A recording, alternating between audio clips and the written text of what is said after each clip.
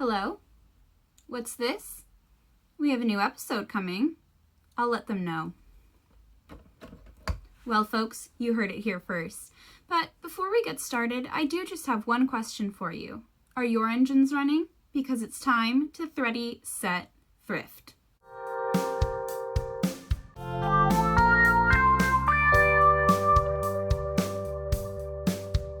Hello thrifters, we have a brand new episode today and I'm so excited to share with you this thrifting upcycle hack / sewing tutorial. I bought this sweatshirt, I can't remember, a long time ago when I was living in Milwaukee, and for a while it was just kind of a grungy wear around the house sort of sweatshirt, but I kind of wondered if I could turn it into something more. It is a McGillicuddy sweatshirt, which if you've never had that shop before, you're not missing out in my humble opinion. But I thought the design was really cool and it reminds me of my Wisconsin home. So I decided to crop it, and that's the tutorial. Just kidding. I cropped it way too short and I had to figure out a way to salvage it so I could still wear it. So I had the idea to add something to the bottom, and I'd recently cut up an old shirt to crop it as well, and I had a strip of black linen fabric left over. What I did was attach it to the bottom, and that's what you're going to see today. And I'm so thrilled with how it turned out. It's a totally customized sweatshirt that I think is really stylish and unique and definitely me. I've already worn this piece several times since creating it because it's quarantine and nobody cares if you're an outfit repeater because you don't see anybody. I've also already spilled wine on it because it's quarantine and that's just how things go. I'd like to preface this by saying I am not a sewing expert, so take everything I say with a grain of salt. I am self-taught over years of practice, but I don't always know the terminology and I have no idea if I'm even doing anything technically right. But it works, and that's kind of my goal. For those of you who haven't cropped a sweatshirt too short, don't worry, this tutorial is still for you. The only difference is that you will be cropping your sweatshirt or shirt on purpose. So then the first step for you will start a little bit before this tutorial, where you just crop it, you cut it up. So buckle your seatbelts and let's get into the tutorial. First, we have my outfit of the day. Everything here is thrifted except for the shoes. The blouse is from ThredUp, the jeans are from Goodwill, and the beret is from Value Village.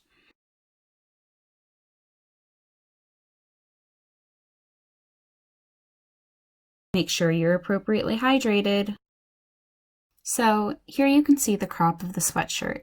I cut right above where the pocket was, so it's fairly short, at least for someone with a larger chest. I'm measuring out the leftover fabric I have to figure out if I have enough to go around. I end up being 4 inches short, really 8 since it's folded, and you can see that the fabric isn't cut in a straight line, but we'll cover that later. If you're doing this yourself, you very well may have enough fabric to cover the whole thing, in which case, ignore all of this. Because I have 8 inches to deal with, I think of leaving the front open, but I don't like how that leaves the stomach exposed, so I decide that I'm going to put the gap on the back of the sweatshirt instead. Let's call this a stylistic choice rather than a lack of fabric choice.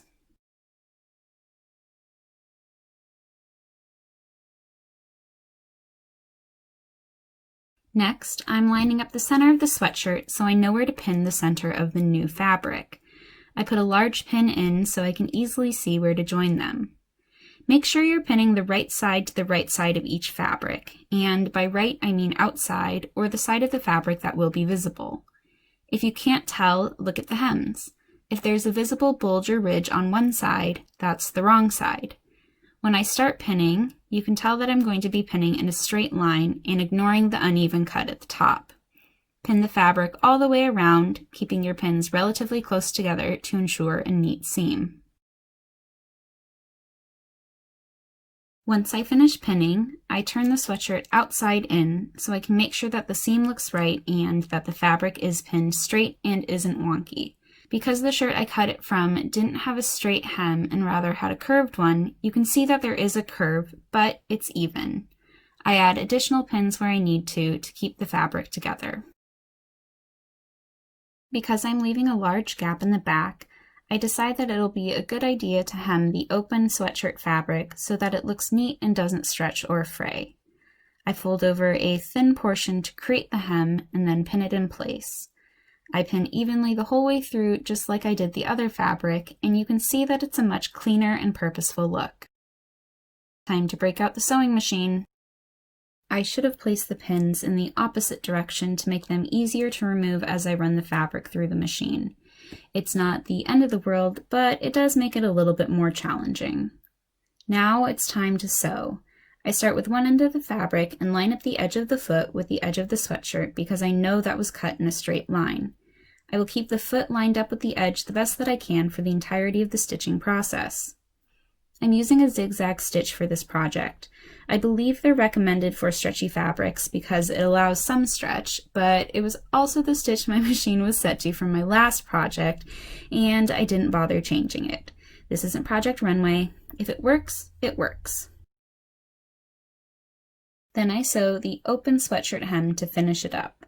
I could have switched to a gray thread to blend it in, but changing threads is annoying, and as I've stated, I can be a little on the lazy side.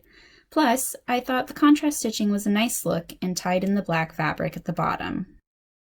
Finally, I'm done, and I trim the threads to conclude the sewing portion. You can see everything is now sewn together and forms a neat seam between the two fabrics. What I'm going to do now is trim the excess black fabric from the uneven cut side so there's not as much fabric on either side of the stitches. Next, we're going to break out the iron to press the seam to make it look seamless. Obviously, once you wash the sweatshirt, it won't look as connected, but you can always iron again to ensure that it looks like one single piece.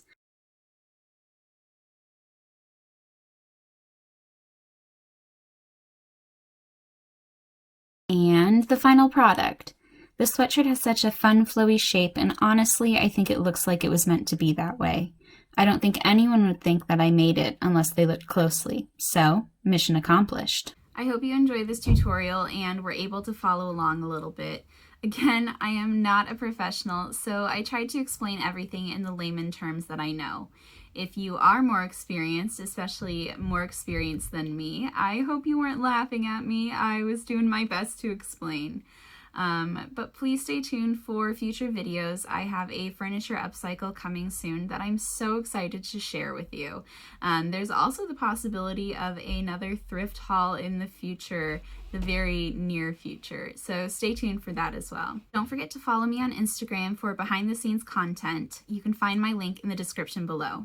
But until the next one, bye for now.